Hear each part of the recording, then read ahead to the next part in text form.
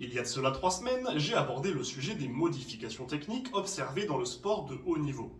À travers le prisme de la force athlétique, nous avions étudié la manière dont les postures évoluaient au fur et à mesure que le niveau augmentait pour optimiser les performances. Et nous nous étions principalement intéressés à la technique de la barre basse au squat. Comme promis, nous allons rester dans ce sujet et dans le domaine du powerlifting, puisqu'aujourd'hui, nous allons nous pencher sur le pontage ou arche au développé couché. Et dans 3 semaines, nous conclurons cette série avec une vidéo traitant de la position sumo au soulevé de terre. Sur ce, allons-y. Tout d'abord, je vous renvoie vers la première vidéo de cette série pour bien recontextualiser le sujet. Le lien est en description. Ensuite, nous allons définir les termes de notre sujet. Je suis sûr que vous voyez tous ce qu'est un développé couché, mais qu'est-ce que c'est que le pontage?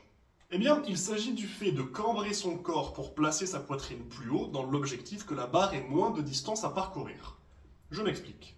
En powerlifting ou force athlétique, chaque mouvement possède des standards, des règles à respecter pour que le mouvement soit validé, et le développé couché ne fait pas exception. L'une de ces règles stipule que l'athlète doit faire descendre la barre jusqu'à ce qu'elle touche sa poitrine, marquer une pause et la relever au signal de l'arbitre. Donc forcément, plus on réussira à placer sa poitrine proche de la position de départ de la barre, barre attendue, moins la barre aura de distance à parcourir pour venir entrer en contact avec la poitrine. Et comme nous pouvons l'observer avec d'autres adaptations posturales en powerlifting, la recherche d'une réduction de l'amplitude de mouvement fait partie des priorités d'un certain nombre d'athlètes. Maintenant, pour être complètement honnête, je dois préciser 2 choses. Premièrement, cette technique a longtemps été remise en question puisque poussée à l'extrême, elle a donné lieu en compétition officielle à des répétitions aux amplitudes presque inexistantes. Et donc, la fédération principale au niveau mondial, l'IPF, a récemment ajouté une règle. Lors de la descente au développé couché, le coude doit descendre plus bas que l'articulation de l'épaule pour que le mouvement soit validé. Donc ce n'est pas une interdiction du pontage, mais cela oblige les athlètes à garder une amplitude de mouvement minimum.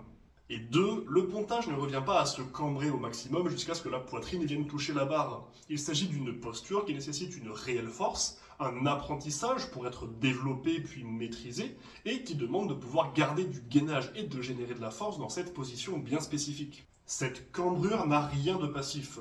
Il serait donc complètement injuste d'accuser les athlètes l'utilisant d'être des gymnastes ou des tricheurs.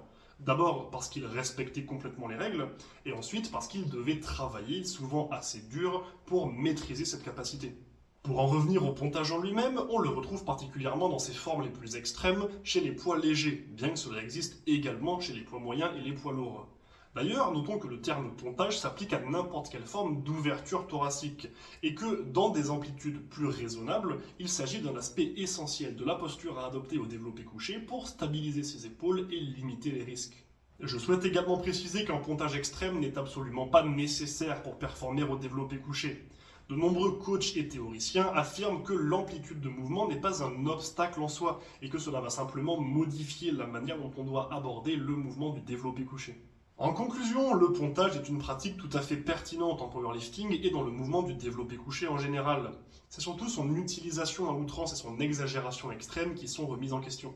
J'insiste sur le fait que ce n'est ni de la triche, ni une pratique dangereuse si elle est correctement enseignée et appliquée.